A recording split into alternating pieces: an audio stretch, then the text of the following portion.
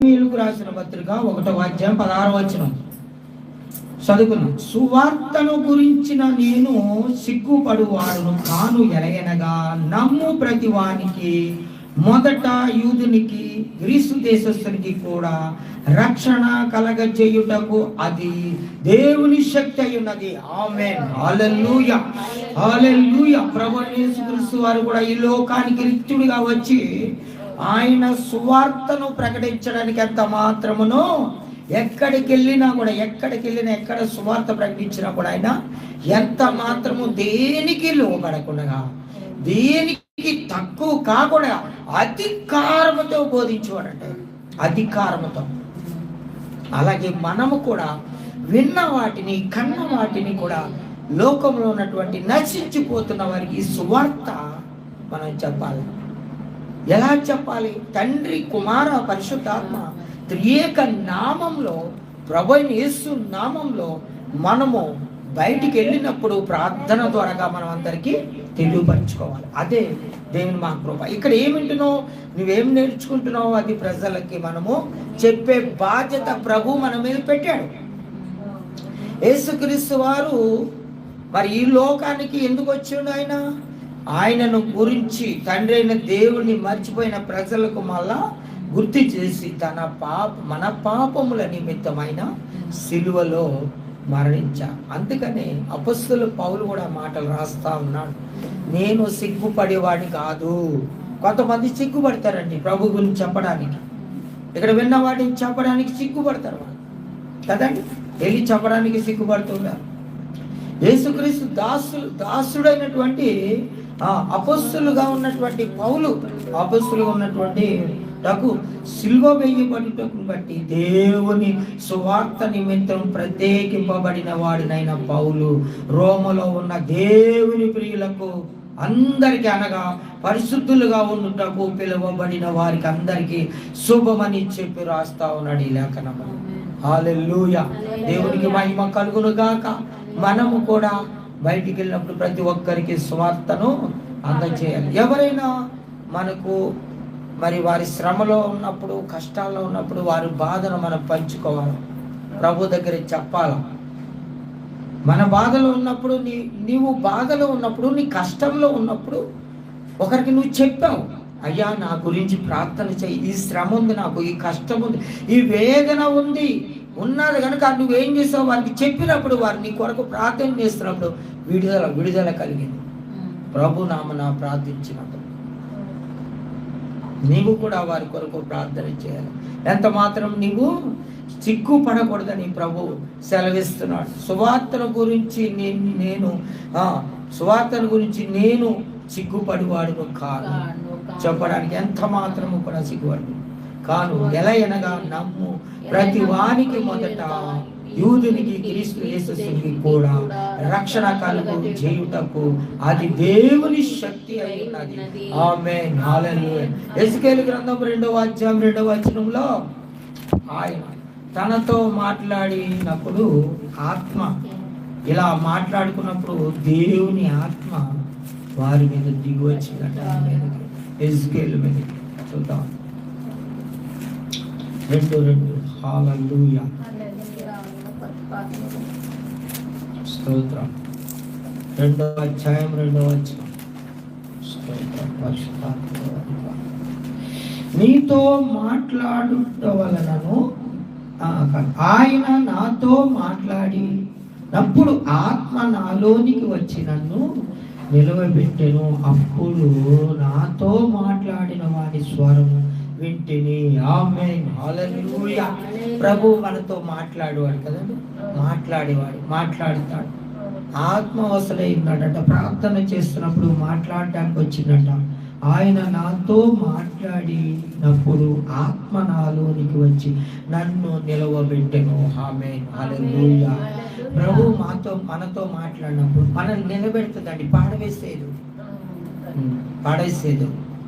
శ్రమల్లోంచి మనల్ని విడిపిస్తారు. శ్రమలు వస్తున్నాయి అంటే ఎవరిని బట్టి శ్రమలు వస్తాయండి? చూసావా, నువ్వు నడకబడికి బట్టి, నువ్వు నడిచే ప్రవర్తన బట్టి కదా శ్రమలు వస్తాయి. శ్రమలు ఎందుకు వస్తాయి? ప్రభు నమ్మితే శ్రమలు శ్రమలు వస్తాయన్నాడు ప్రభులు. నా నిమిత్తం మీరు శ్రమలు అనుభవిస్తారని, మిమ్మల్ని తోడేల మధ్య పంపిస్తున్నాడని ప్రభు చెప్పాడు. కానీ వివేకులుగా ఉండండి అని ప్రభు చదివిస్తూ ఉన్నాడు.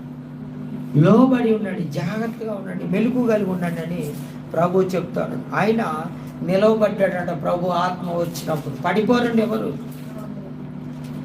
ఎవరు పడిపోరు, నష్టపోరు, అప్పుల పాలు, శ్రమల పాలు, కష్టాల పాలు కావరు. ప్రభు నమ్ముకున్న వాళ్ళకి ప్రార్థన బలంగా ఉండాలా, ప్రార్థన చేయాలి. ఒకరి మీద ఆధారపడటం కాదు, నువ్వు నీ అవసరత ప్రభువు చెప్పాలా. నీ కడుపు ఆకలితో ఉన్నప్పుడు నువ్వే భోజనం చేయాలి. ఎవరో ఒక భోజనం చేస్తే నా కడుపు నిండుతంటే నిండదు. నీ అవసరత కొరకు, నీ సమస్య కొరకు, ప్రతి విషయం కొరకు నువ్వే ప్రార్థన చేయాలి. ఆమేన్. హల్లెలూయా, హల్లెలూయా, హల్లెలూయా. దేవునికి మహిమ కలుగును గాక. అప్పుడు ఏ విషయంలో నువ్వు పడిపోతున్నావో, నిలబడలేకపోతున్నావో, ఆ విషయంలో దేవుని ఆత్మ నీ మీదకి వచ్చి నిన్ను నిలబెడతాదని ప్రభు సెలవిస్తున్నాడు. హల్లెలూయా. అపొస్తలుల కార్యం 10వ అధ్యాయం 44వ వచనం చూద్దాం. అపొస్తలుల కార్యం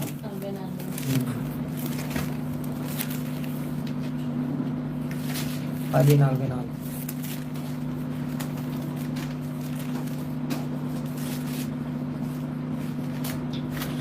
స్తోత్రం. పేతురు ఈ మాటలు ఇంకా చెప్పుచుండగా అతని బోధ విన్న వారందరి మీదకి పరిశుద్ధాత్మ దిగును. హల్లెలూయా, హల్లెలూయా.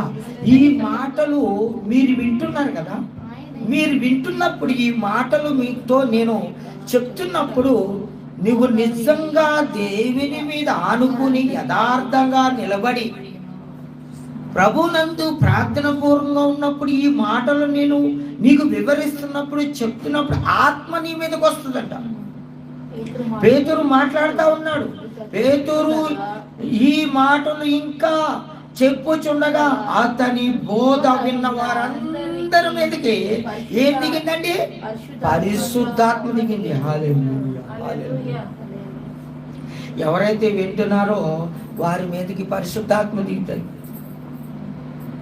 కదా. వినేవారు అందరి మీదకి పరిశుద్ధాత్మ దిగుతుంది. మాటలు వింటున్నప్పుడు అభిషేకం దిగుతుంది, పరిపూర్ణతలోకి వస్తారు. అందుకే దేవుని సన్నిధి ఆయన ఉచితంగా ఇచ్చాడు. ఈ ఆరాధన ఇక్కడ సన్నిధిలో మనం ఉచితంగా పెడుతున్నాం. వచ్చి మనం పొందుకోవాలి ఆత్మ, ఉచితమైన కృప. ఇక్కడ సేవకులు కూర్చుని ఆరాధిస్తున్నారు. రాత్రి పగలు ఉపవాసం ఉండి ప్రార్థన చేస్తున్నాయి. ఎందుకు? ఇదిగో ఈ ఆత్మను ప్రభావితం చేసి నష్టాలు, కష్టాలు, బాధలు, ఇబ్బందులు, ఇరుకులు, శ్రమలో ఉన్నటువంటి బంధకాలు ఉన్నటువంటి విడుదల రావటం కొరకు ప్రార్థన చేస్తూ కూర్చున్నాడు గనక ఆయన ఇదిగో ఈ సమయం నుంచి ఆరాధన ఉంది అన్నప్పుడు మీరు పరిగెత్తుకుంటూ రావాలి. ఉచితంగా ఇచ్చాడు కనుక ఆ దైవదాసుడికి నీవు కూడా ఉచితంగా పొందుకోవడానికి రావాలా ఆయన సన్నిధికి. ఆయన మాటలు వింటున్నప్పుడు పరిశుద్ధాత్మ వారి మీద దిగొచ్చినట్టుగా అక్కడ మనము చూస్తూనే ఉన్నాం. దేవునికి మహిమ కలుగునుగాక. హల్లెలూయా, హల్లెలూయా. అందుకే ఆయన కృప, ఆయన ఆత్మ మన మీద ఉంటుందన్నమాట. కుమారుని యొక్క ఆత్మ, ఆయన కృప మనకు తోడుకుంది. ఈరోజు మన టైటిల్ అదే, కుమారుని యొక్క ఆత్మ. దేవుని యొక్క ఆత్మ, ఆయన తండ్రి, కుమార, పరిశుద్ధాత్మ త్రియేక నామంలో ఆత్మ మన మీద వచ్చినప్పుడు మనం శక్తిని అందుతాం, నిలబడతాం. హల్లెలూయా, హల్లెలూయా. నిర్గమకాండం 19వ అధ్యాయము చూద్దాం. 19:1.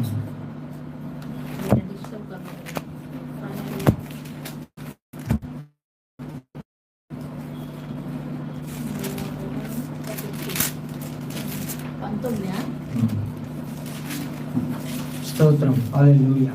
1వ వచనం చూద్దాం. ఇశ్రాయేలు ఐగుప్తు దేశం నుండి బయలుదేరిన 3వ నెలలో, వారు బయలుదేరిన వాడే 3వ నెల ఆరంభమందే వారు సినాయి అరణ్యమునకు వచ్చిరి. ఆమేన్. ఈ 16 వచ్చిన వాళ్ళకు మనం చూస్తే ప్రభు యొక్క మాటలు మనకు అర్థమవుతాయి. చూడండి, వారు రెఫీదీము నుండి బయలుదేరి సినాయి అరణ్యమునకు వచ్చి అరణ్యమందు దిగిరి. అక్కడ ఆ పర్వతము ఎదుట ఇశ్రాయేలు విడచిరి మోషే దేవుని యొద్దకు ఎక్కి పోగా యెహోవా ఆ పర్వతము నుండి అతన్ని పిలిచి, నీవు యాకోబు కుటుంబీకులతో ముచ్చటించి ఇశ్రాయేలుకు తెలుపవలసిన దేమనగా, నేను ఐగుప్తులకు ఏమి చేసితినో మిమ్మును గద్ద రెక్కల మీద మోసికి నా యొద్దకు మిమ్మును ఎట్లా చేర్చుకొంటినో మీరు చూచితిరి కదా. ఆమేన్, హల్లెలూయా. ఇశ్రాయేలు ఆ యొక్క ప్రజలు బానిసత్వము నుంచి మిమ్మల్ని ఎలా తీసుకొచ్చినా మీరు చూచితిరి కదా. గద్ద రెక్కల మీద ఎలాగైతే మోసుకొస్తుందో అలా నా రెక్కల మీద మిమ్మల్ని అందరినీ నేను తీసుకుని వచ్చానని ప్రభు సెలవిస్తున్నాడు. తర్వాత వచనం కాగా మీరు నా మాట శ్రద్ధగా విని నా నిబంధనను అనుసరించి విడిచిన ఎడల మీరు నడిచిన ఎడల మీరు సమస్త దేశ జనులలో నాకు సపాత్య మగుదురు. ఆమేన్, హల్లెలూయా. నాకు స్వాప్య సంపాద్యము కలిగినటువంటి ప్రజలవుతారు. నా సొత్తైన ప్రజలవుతారు. మీరు నా స్వాస్థ్యం అవుతారు, సంపాద్యం మోగుతారు. నా మాట వినాలి. మీరు నా మాట ప్రకారం మీరు వినాలి, శ్రద్ధగా వినాలి.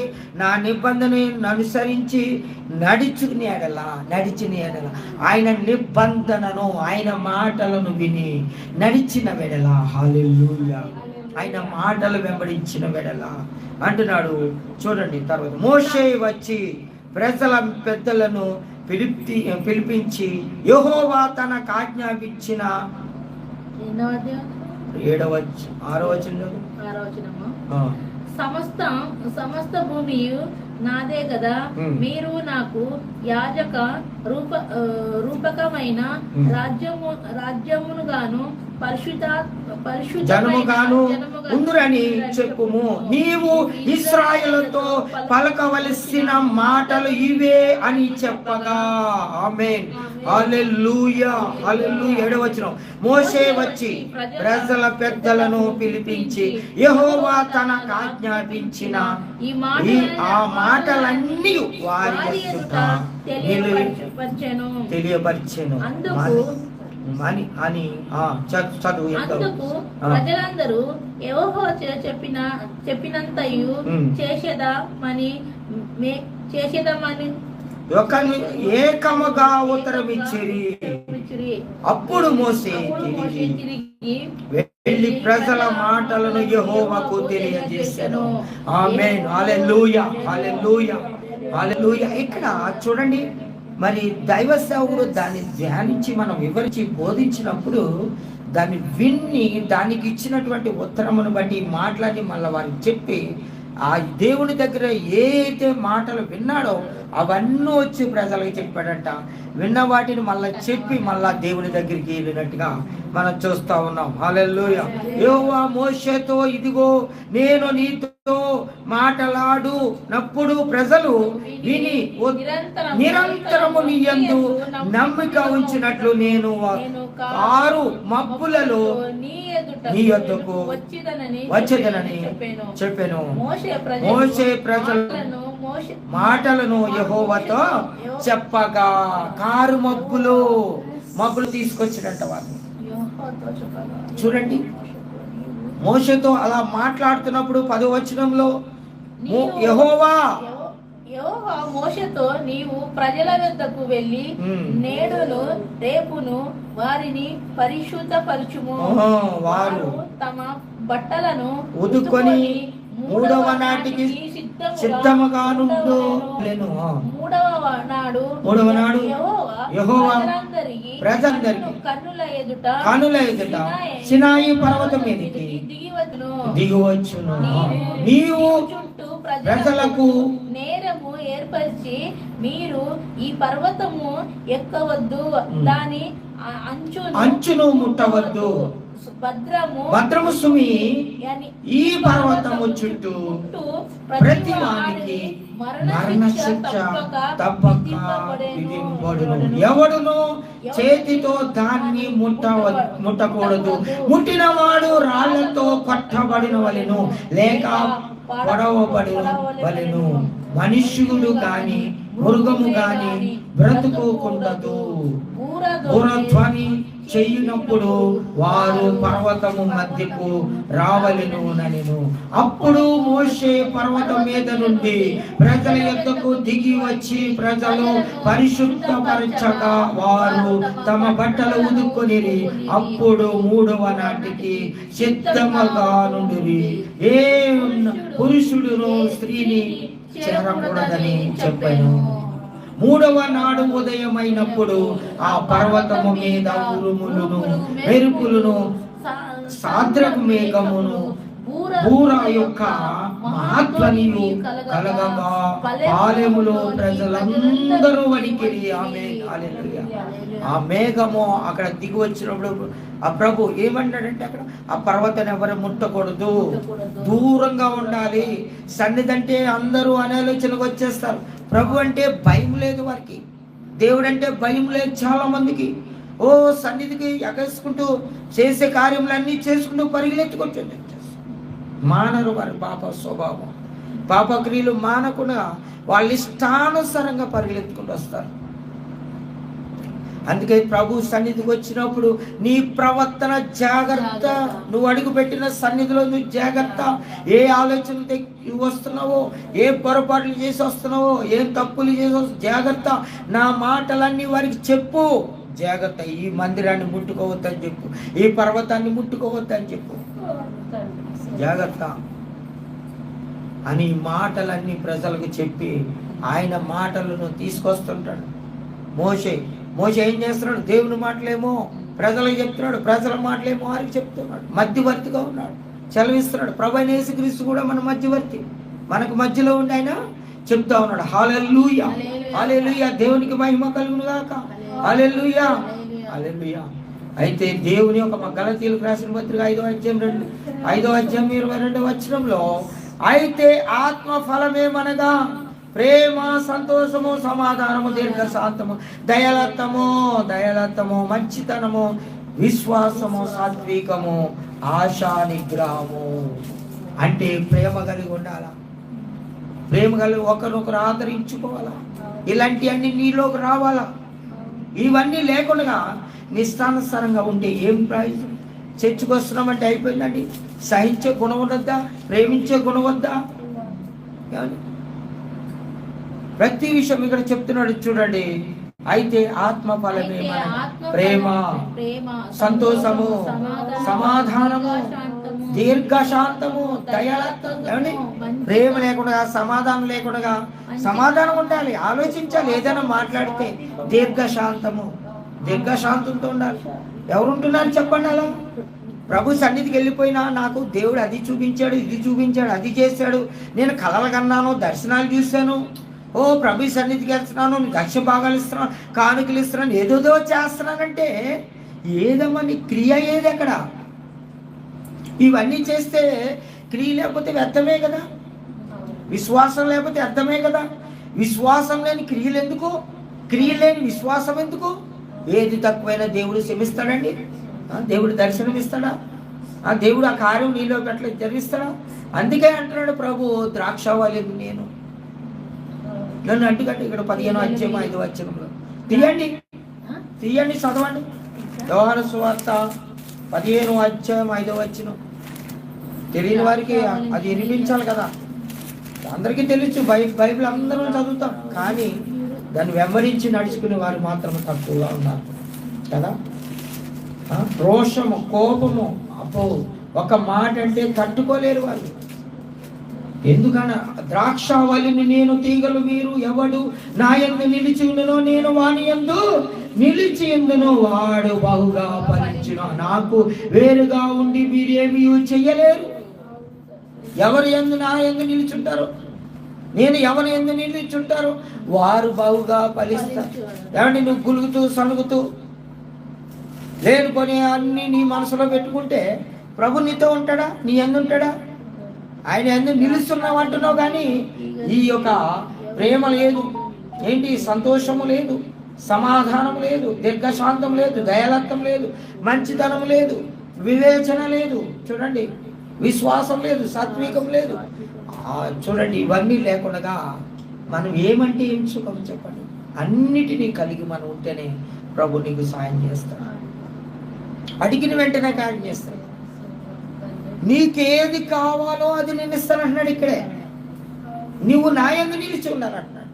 నేను ద్రాక్షావళిని, అందుకు నీవు నా యందు నిలిచి ఉన్నారు, అప్పుడు నేను నీ యందు నిలిచి ఉంటాను. చూసారు, చాలా మంది బూతులు మాట్లాడతారు కదా, ఇష్టానుసారంగా మాట్లాడతారు, నోటుకు వచ్చినట్టు మాట్లాడతారు. మీరు ఎవరు మిమ్మల్ని తిట్టినా, హింసించినా, బాధించినా మీ నోటిని అదుపులో పెట్టుకోవాలి, మీ ఆలోచన అదుపులో పెట్టుకోవాలి. మీరు మీ నాలుకని, మీ నోటిని అదుపులో పెట్టుకుని మీరు నడుచుకోవాలని ప్రభు చదివిస్తున్నారు. దేవుడు నమ్మి ఇష్టానుసారంగా ప్రవర్తిస్తే దేవుడు క్షమించాడు, ఎన్నడూ క్షమించాడు. సరే, మంచిదమ్మా. ఇంకా వచనం చూసుకుని మనం ముగించేస్తున్నాం. గలతీయులకు 5వ అధ్యాయం 16వ వచనం. గలతీయులకు 5వ అధ్యాయం 16వ వచనం. స్తోత్రం. గలతీయులకు 5వ అధ్యాయం 16వ వచనం.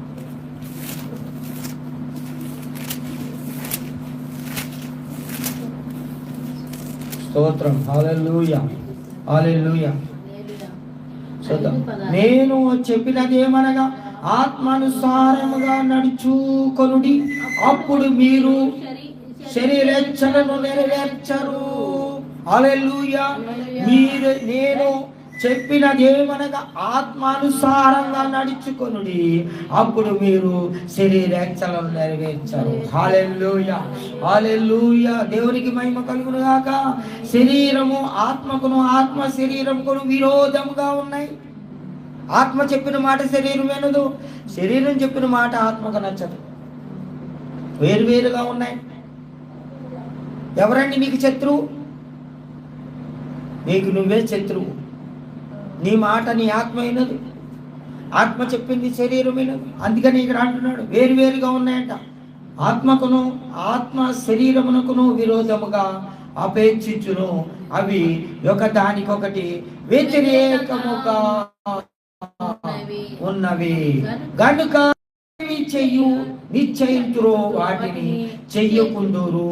మీరు ఆత్మ చేత నడిపింపబడిన యెడల ధర్మశాస్త్రముకు లోనైన వారు కాదు. శరీర కార్యములు స్పష్టమైనవి. అవి ఏమనగా జారత్వం, అపవిత్రత, కామకత్వము, విగ్రహారాధన, వ్యభిచారము, ద్వేషములు, కలహములు, మత్సరములు, క్రోధములు, కచ్చలు, భేదములు, విమతములు, అసూయలు, మద్దతులు, అల్లరితో కూడిన ఆటపాటలు మొదలైనవి. వీటన్నిటిని గురించి నేను మునుపు చెప్పిన ప్రకారం వాటిని చెయ్యువారు దేవుని రాజ్యంను స్వతంత్రించుకొనని నీతో నిశ్చయముగా చెప్పుచున్నాను. అయితే ఆత్మ ఫలములు, ప్రేమలు కలిగి ఉండాలి. ఇవి 9 కదండి. దేనికి? శరీరానికి, ఆత్మకి వేరు. ఒకదానికొకటి పడట్లేదు. పిల్లని చూస్తే తల్లికి పడదు, తల్లిని చూస్తే పిల్లకు పడదు, అత్తను చూస్తే కోడలకు పడదు. వైరం పెట్టవచ్చు, అదే జరుగుతుంది కదా. కాదండి, సేవకులు నిందించడం కాదు, లేకపోతే విశ్వాసులు నిందించడం కాదు, ఒకరి మీద ఒకరు తిట్టుకోవడం, కొట్టుకోవడం కాదు. నువ్వు ప్రభు కోసం ఏం చేస్తున్నావు? ప్రభు నిమిత్తం ప్రభు నిన్ను ఎందుకు పిలుచుకున్నాడు? ఏ పని మీద పిలుచుకున్నాడు? నీవు వారిని నిందించి, వీళ్ళని నిందించి, అవమానించి నీ యొక్క ఇప్పుడు చూడండి, కుటుంబం ఉన్నదండి. ఒక కుటుంబంలో ఒక భర్త కానీ, భార్య కానీ ఆ కుటుంబంలో ఉన్న సమస్యలు తీసుకెళ్ళి బయట పెడితే ఆ పరువు పోతుందా లేదా? నువ్వు క్రైస్తవులు ఉన్న విషయాలు అన్నీ పట్టుకెళ్ళి ఆ సేవకుడు ఎలాగా, ఈ సేవకుడు ఎలాగా, సేవకులు అందరూ కరెక్ట్ కాదు, నేనే కరెక్టు, నేను ఖచ్చితంగా ఉన్నా, నేను సమాధానం ఉన్నా అని చెప్పేసి ఇష్టానుసారంగా మాట్లాడు. ప్రభు అంటున్నాడు, ఏది చేసినా నా సువార్త నిమిత్తమే చేస్తున్నారు, నన్ను గురించి తెలుసుకోవడమే కావాలి. ఎవరైతే ఆఖరి క్షణాల వరకు నన్ను వెంబడిస్తారో నా నీతిని, నా రాజ్యాన్ని వెతుకుతారో వారే పరలోక రాజ్యానికి వారసులు. ఒకళ్ళు అంటారు ఇదిగో మాలలు వేసుకుంటున్నారని, ఒకళ్ళు అంటారు కొబ్బరికాయలు కొడుతున్నారని, ఒకరు అంటారు నేను గొప్ప వాళ్ళు అది చేయమన్నాడా ప్రభు, ఇది చేయమన్నాడా ప్రభు. కాదు, నువ్వేం చేస్తున్నావు ప్రభు కోసము? రోడ్డు ఎక్కటం కాదు, రోడ్డు మీద నిలబడటం కాదు, వ్యతిరేకంగా క్రీస్తు వ్యతిరేకంగా ఆయన యొక్క బిడ్డలకు వ్యతిరేకంగా మాట్లాడటం కాదు. నువ్వేం చేస్తున్నావు ప్రభు కోసం? ఎంతమందిని మార్చి బాప్తిసం ఇచ్చావు ప్రజలకి? ఒక ఆత్మనైనా పట్టుకున్నావా? ఒక ఆత్మనైనా నడిపించగలిగావా? నీ వల్ల అయ్యిందా? కాలేదు.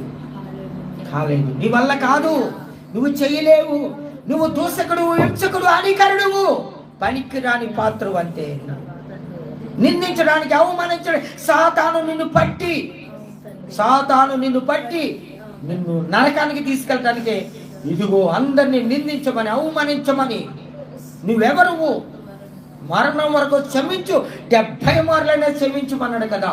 నీకు తెలియదు వాక్యం? రెఫరెన్స్ చూపిస్తున్నావా? రెఫరెన్సులు వాళ్ళలాగా వీళ్ళలాగా వాళ్ళ మీద వీళ్ళ మీద చెప్పుకుంటూ రెఫరెన్సులు చూపిస్తూ నిందించు, అవమానిస్తూ రోడ్లు పాలు చేస్తున్నావా? నీ కుటుంబం పరువు బయట పెట్టుకుంటున్నావా? రోడ్ ఎక్కుతున్న స్త్రీ వ్యభిచారి అంటున్నావు, వ్యభిచార స్త్రీ అంటున్నాడు దేవుడు. రోడ్డు మీద పెడితే నువ్వు ఒక వ్యక్తి జీవితాన్ని నువ్వు పట్టుకు రోడ్డు మీద పెడితే నువ్వు వ్యభిచార స్త్రీ. దేవుడు పోలుస్తున్నాడు, జాగ్రత్త బిడ్డ. నీ ఆలోచనలు ఎలా ఉన్నాయి? నీ ప్రవర్తన ఎలా ఉన్నాయి? నీ నడవడికలు ఎలా ఉన్నాయి? గమనించు. ప్రభు మనల్ని ఎంతగానో ప్రేమిస్తున్నాడు.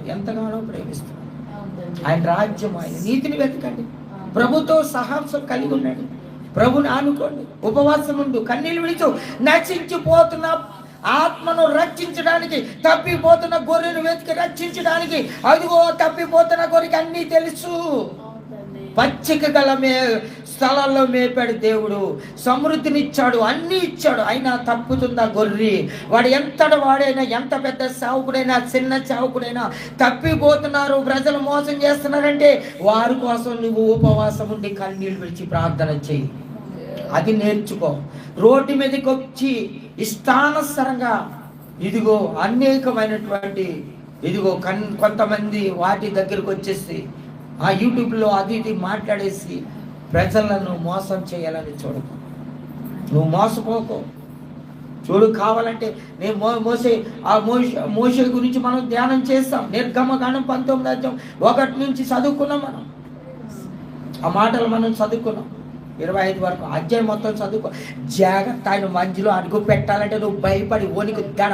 ఎవరండి ఆయన మందిరం ముట్టుకోవాలంటే ఎంత పరిశుద్ధ కావాలి నువ్వు పరలోక రాజ్యం వెళ్ళాలంటే. నీ ఇష్టానుసారంగా ప్రవర్తిస్తే పరలోక రాజ్యం వెళ్తావా? వాడు నరకానికి పోతున్నాడంటే నువ్వు కూడా పోతావా? నీ బుద్ధి ఎక్కడ పోయింది? నీ జ్ఞానం ఎక్కడ పోయింది? తప్పిపోయిన గొర్రెలు వెతికి రక్షించమంటే అన్నీ తెలుసండి. బైబిల్ ఆశీర్వదించే అవసరం అన్నీ తెలుసు మనకి. అయినప్పటికీ దాన్ని అనుభవించడం, నడిపించడం ఎంత కష్టమైన పని. ఆయన రాకడ వరకు నమ్మకం ఎవరుంటారు? వాళ్ళదే పరలోక రాజ్యం. అందరూ సేవకులు పరలోకం వెళ్తారా? అందరు విశ్వాసులు పరలోకం వెళ్తారా? వెళ్ళరు. అందరూ ఎలా వెళ్తారు? ఎవరు పరిపూర్ణ? ఆయన వచ్చే రాకడకు ఆయన దొంగ వలె వస్తాడు. వచ్చినప్పుడు ఆయన స్వరము వినబడిన వారు మాత్రమే, ఆ సమయానికి చిత్తపడిన వారు మాత్రమే. గుసగుసలు, సనుగులు, ఒకరి మీద ఒకరు చెప్పి నిందించి, అవమానించి, వారిలాగా వీరిలాగా వారికి చేస్తున్నారు, ఇది చేస్తున్నారు, దక్షిణ మగ కానుకలు తీసు, అది చేస్తున్నారు, ఇది మోసపోతున్నావు బిడ్డ నువ్వు అని చెప్పి. నువ్వు సాతాను బిడ్డవని గుర్తించుకో. నువ్వు సాతాను బిడ్డ. ఒకళ్ళ గుట్టు నేను బయట పెడుతున్నాను అంటున్నావు, కానీ నీ యొక్క సంసార గుట్టు నువ్వు బయట పెట్టుకుంటున్నావు అని గుర్తించుకోవాలి. క్రైస్తవం అంటే మనమందరం ఒక కుటుంబం. ఆ కుటుంబంలో ఒక వ్యక్తి నశించిపోతుంటే మనందరికీ నష్టమే. అది తెలుసుకోబిడ్డ. అది తెలుసుకుని రోడ్డు మీదకి వచ్చి మాట్లాడితే ప్రభువుకి నీ వల్ల ఏమైనా ఉపకారమా? అలా మాట్లాడటం వల్ల ప్రభువుకి ఏమైనా సంతోషమా? ఉపవాసం ఉండి కన్నీరు దుఃఖి. నా బిడ్డ, నువ్వు భయపడకు, ధైర్యం ఉండి ప్రార్థన చేస్తున్నావు, నేను ఆలకిస్తున్నాను. నా కుమారుడు, నా కుమార్తెవు నీ గ్రహించి ఆత్మని ఇవ్వడానికి వచ్చాను. దానియేలు ఉపవాసం ప్రార్థన చేస్తాను. ఏమంటే అలాంటి ప్రార్థనలు చేయండి, ప్రార్థన చేయండి, ప్రభునందు ఉండండి, ప్రభుతో గడపండి. దేవునికి మహిమ కలుగును గాక. హల్లెలూయా, హల్లెలూయా, స్తోత్రం, హల్లెలూయా, హల్లెలూయా. ఎంతో వేదన అండి, ఎంతో వేదన. ప్రభు మన నిమిత్తం ఆయన ఒక్కసారి సిలువేస్తే పదే పదే సిలువేస్తున్నారు ప్రజలు, పదే పదే సిలువేస్తున్నారు. ఎంతో ఎంతో కష్టమండి. డబ్బు, ధనము, ఆస్తులు ఇవన్నీ సంపాదించుకోవడం కరెక్ట్ కాదు, కరెక్ట్ ఏమో, కానీ అది ఇస్తున్నాడేమో ప్రభువులు మీరు దీవించు. కానీ పరలోక రాజ్యం వెళ్ళటము కావాలి మనకి.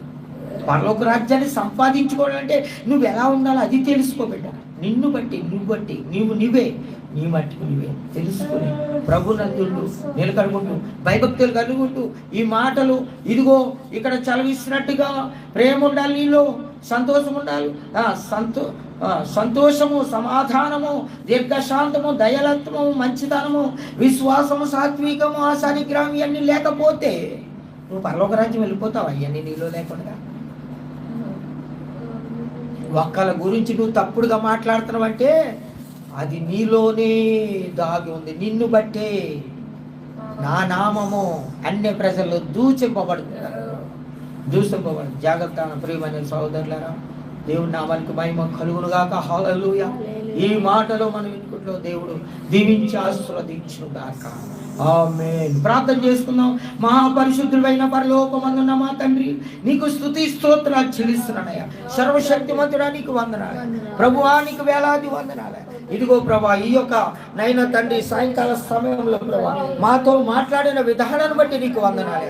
మాతో ఉన్న మాటలో ఉండి మాట్లాడిన విధానం బట్టి ఎంతో బాధిస్తున్నావు ప్రభా, ఎంతో బాధపడుతున్నావు తండ్రి, నీకు వందనాలయ్యా.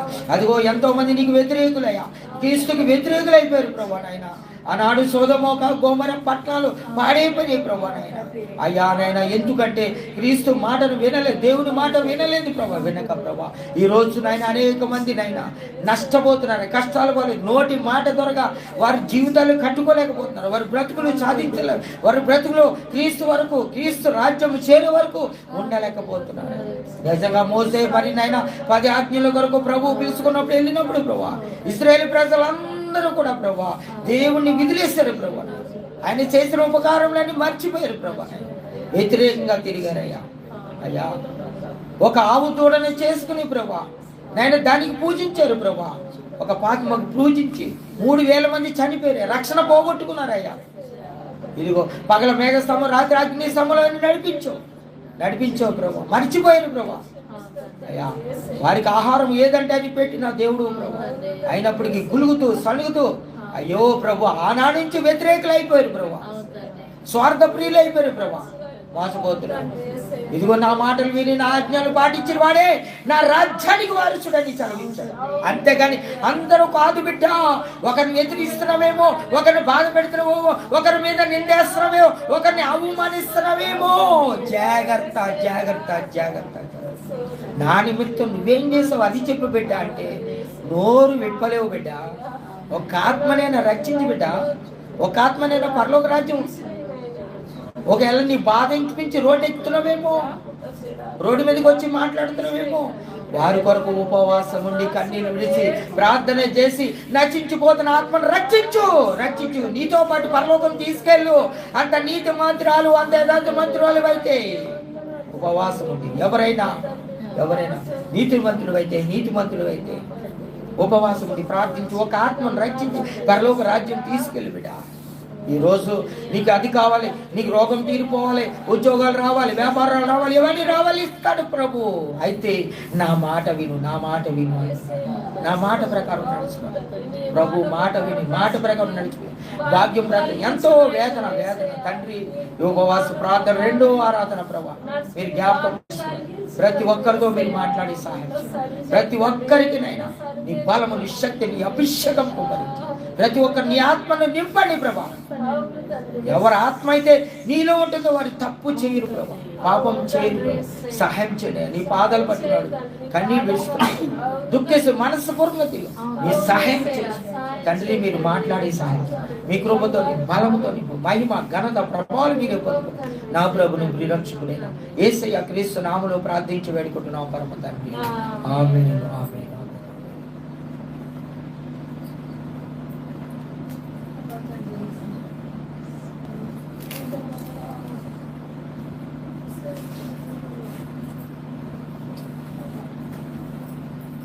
So